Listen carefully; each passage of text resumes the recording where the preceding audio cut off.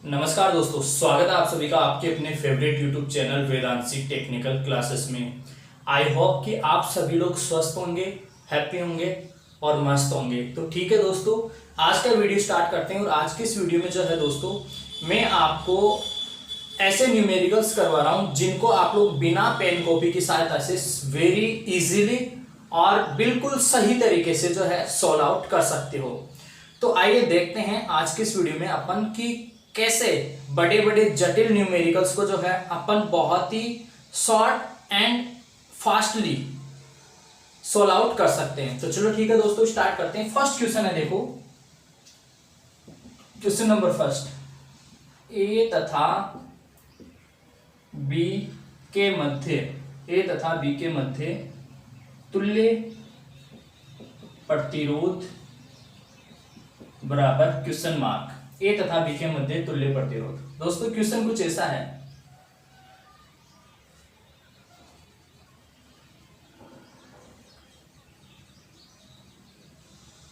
ये तीन प्रतिरोध गिवन है, यहां से जो है ऐसे शॉर्ट किया गया है और यहां से जो है एक डायरेक्ट ऐसे वायर कनेक्ट किया गया है। ठीक है, ये जो है मान लो सपोज दैट 12 ओम का है, ये भी 12 ओम का है और ये भी 12 ओम का रेसिस्टेंस है।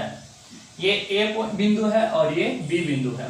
दोस्तों ऐसा क्वेश्चन आता है, यदि ऐसा क्वेश्चन आता है जिसमें ऐसे तीन प्रतिरोध हैं और यहां से यहां तक शॉर्ट किया गया है और यहां से यहां तक कनेक्ट या शॉर्ट किया गया है, तो ऐसे क्वेश्चन में दोस्तों अपन ये समझेंगे कि ये जो तीनों रेसिस्टर है, इस पैटर्न के क्वेश्चन में अपन को डायरेक्टली ये याद रखना है कि यदि इस प्रकार का कोई संयोजन किसी क्वेश्चन में है तो इसमें जो तीनों प्रतिरोध है वो आपस में समांतर क्रम में कनेक्टेड हैं।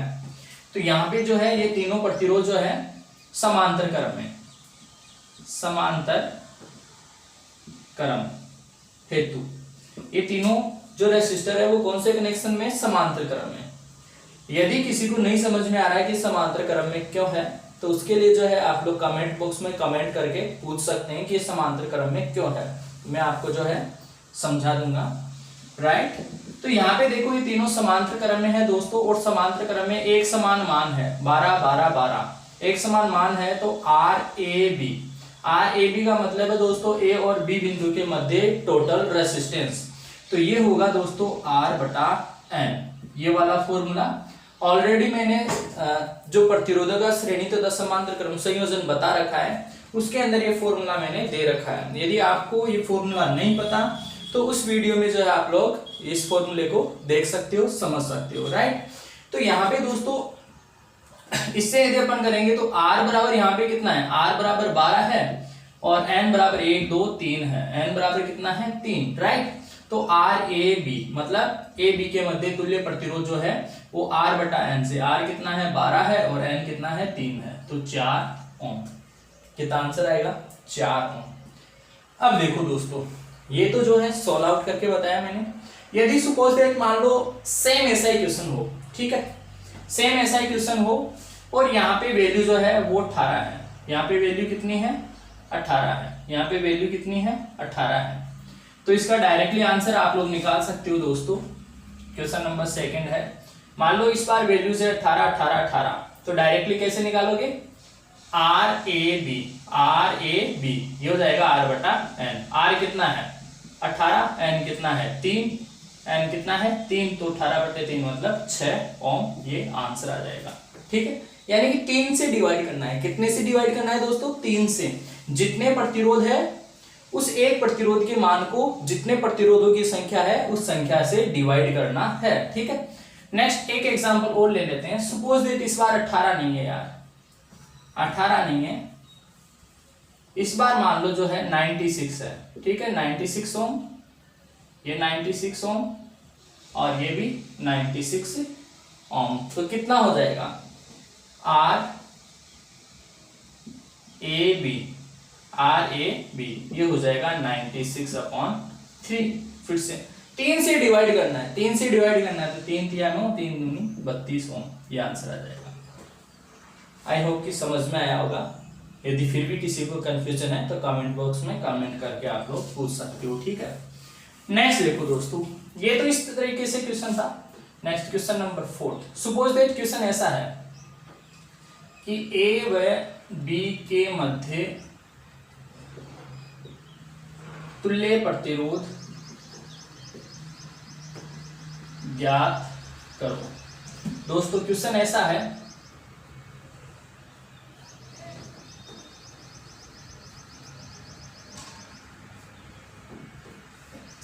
सेम उसी पैटर्न पे है और वैल्यूज है मान लो अलग अलग, वैल्यूज है अलग अलग, ठीक है। ये ए बिंदु है और ये बी बिंदु है।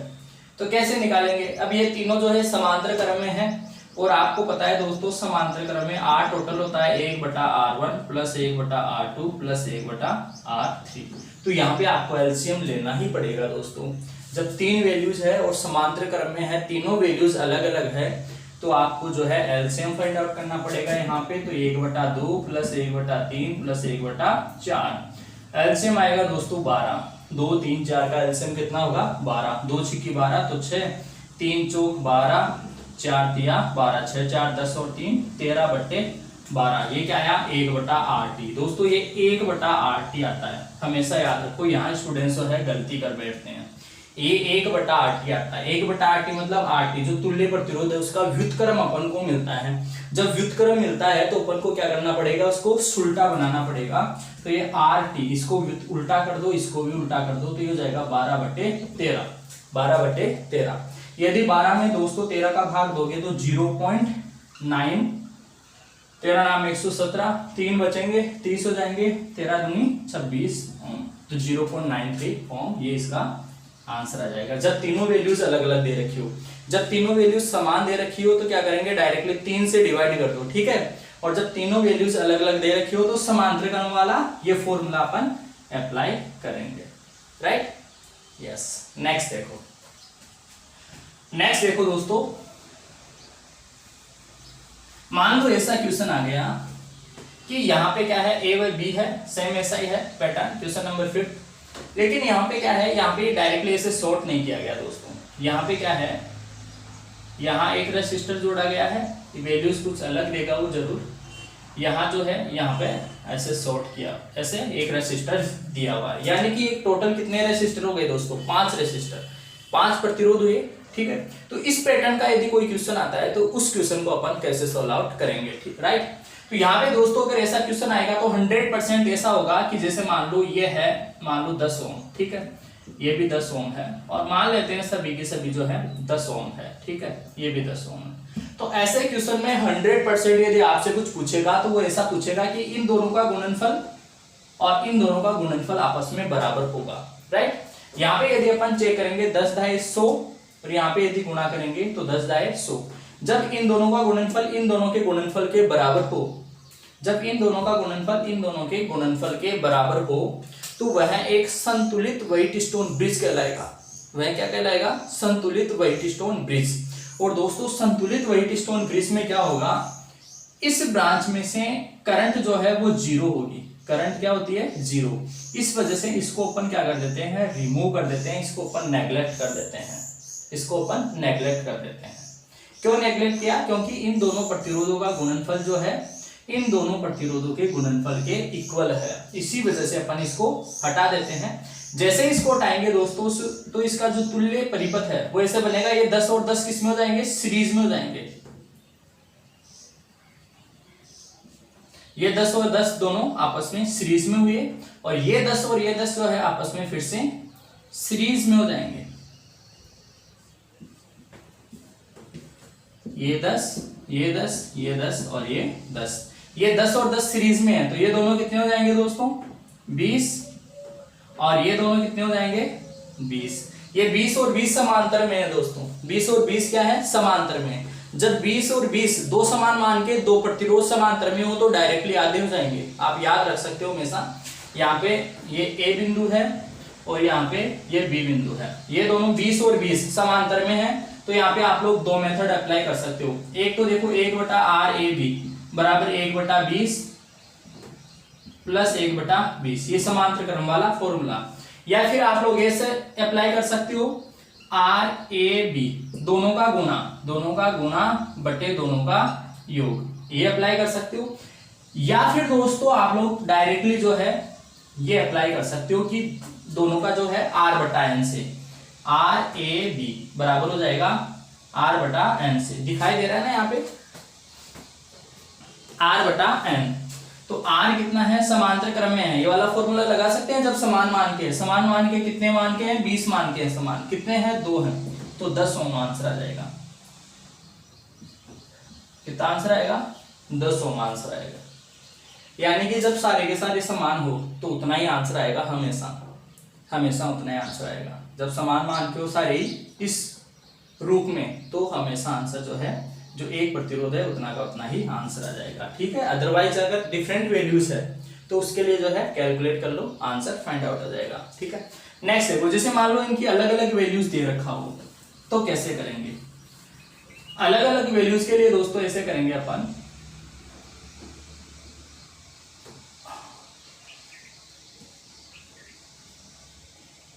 क्वेश्चन नंबर 6,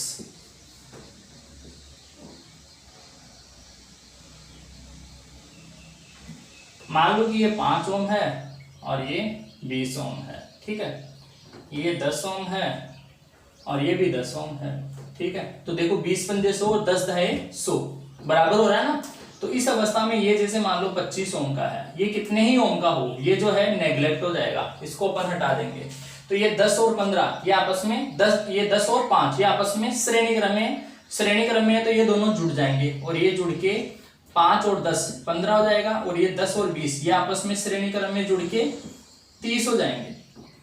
ये 5 और 10 15 हो गए, 10 और 20 30 हो गए, ये आपस में समांतर क्रम में है, ए और बी। जब समांतर क्रम में हो तो दोनों का गुणा बटे दोनों का योग लगा दो। समान होते तो आधा हो जाता, ये भी 30 होता, ये भी 30 होता तो 15 हो जाता रिजल्टेंट आर ए बी।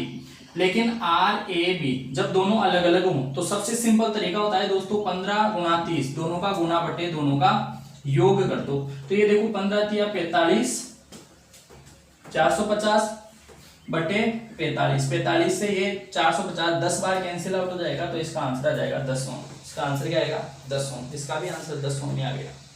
तो वो तो देखो कोई अलग वैल्यूज होगी तो अलग आंसर आ सकता है। बाकी जो है बहुत ही इजी वे में जो है आप लोग फटाफट इसको बिना पेन कॉपी के भी जो इसको कर सकते हो। देखो इसको रिमूव कर दिया तो ये 5 और 10 15 हो गया, और 10 और 20 30 हो गया, तो 15 और 30 डायरेक्टली ये स्टेप करो, एग्जाम में जो है डायरेक्टली ये स्टेप करो, 5-10 सेकंड के अंदर जो है आंसर फाइंड आउट कर लोगे।